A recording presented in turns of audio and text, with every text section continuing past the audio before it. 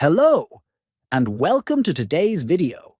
Whether you're trying to join a video call or use a camera-based tool, enabling camera access in your browser is essential. In this tutorial, I'll show you exactly how to allow websites to access your camera using the Vivaldi browser.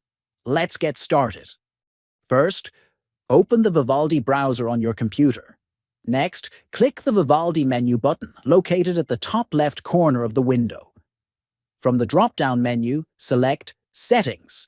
Now, look at the left sidebar and scroll down until you find the section labeled Privacy and Security. Click on it.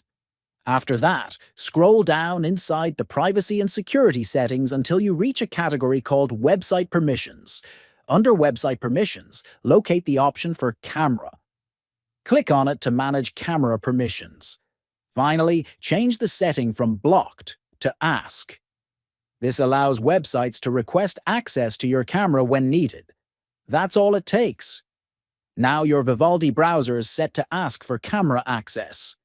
If this video helped you, consider subscribing for more useful tutorials and tech tips. Thanks!